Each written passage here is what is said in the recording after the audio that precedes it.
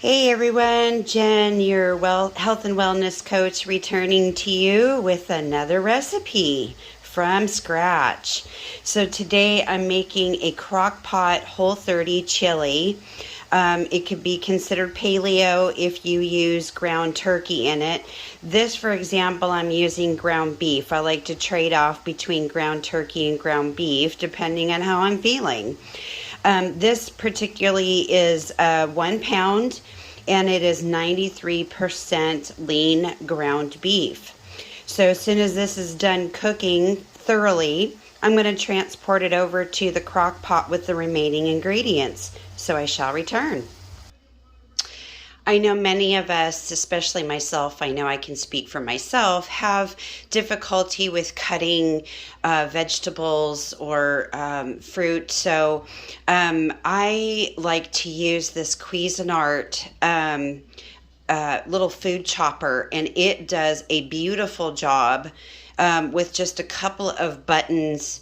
You can have it fully chopped just like you want it, or grind it up however you wish. So I wanted to show you how simple this is to chop up your green peppers that go along in the recipe. I already did the onion, so I'm just going to show you real quick how simple this is. Done. I mean, it's that easy, and it saves your hands a lot of time. So I will place the link to this particular Cuisinart that I use in the links. Okay, so the beef has fully browned on the stove, and as I showed you just earlier, how I chopped up everything in the Cuisinart chopper. So I put in the onions and the bell pepper in the crock pot already. So now I'm going to add the beef and the remaining ingredients in the crock pot, and then I'm going to let it cook for about 6 to 8 hours. I will be right back.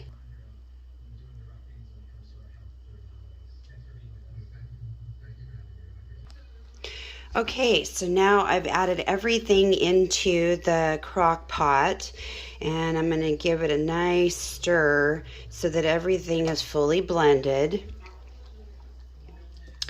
So keep in mind, remember, you can use ground turkey or ground beef in this recipe.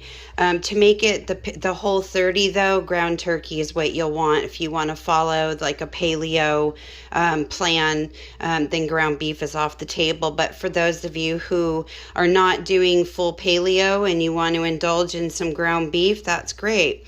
So you are going to add all of the ingredients, stir it all up nice so that it's all fully blended, and then we are going to cook it on probably low for about 6 to 8 hours. So I'm going to turn on the crock pot. I'm going to do manual, and let's see, actually I'm going to keep it at high. And actually let's do program, and we're going to do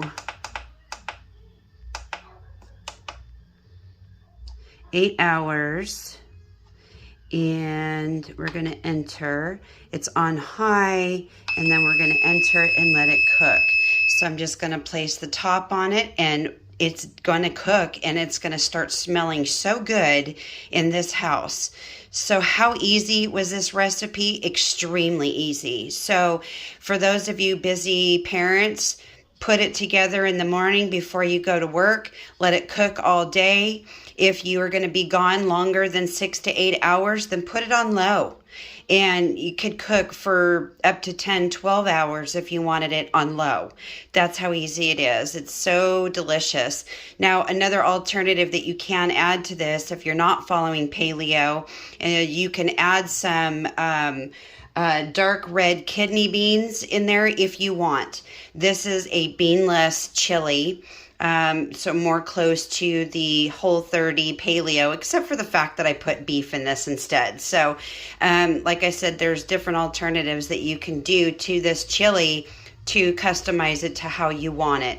but boy, is this going to smell good as it cooks, and it's going to taste delicious by the end of the day. So enjoy. So earlier when I was recording this segment, telling you how to put your settings for the program, so it was really actually wrong. It shouldn't be on high for 6 to 8 hours. It should be on low. So I changed it up on here, so just so you can see that I have changed the program to low, and I've adjusted it to the 7-hour mark since it had already started cooking a little bit before. So I adjusted that. So technically you could actually let this cook all day long and it would be just fine. Well, time is up. The chili is ready. The timer went off. Are you ready to see the finale of what it looks like when it's done?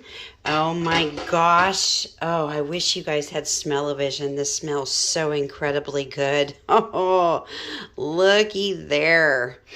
I did add some red kidney beans in here, I will admit, because I just sometimes like a different variety of chili.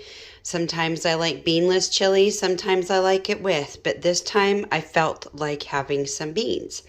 Anyway, this is the final product after it has been cooking and simmering all day. It cooked for about 7-8 hours, I believe. And that is how it looks when it is finished. If you would like the full recipe, be sure to visit my website, join the newsletter, and you will get it.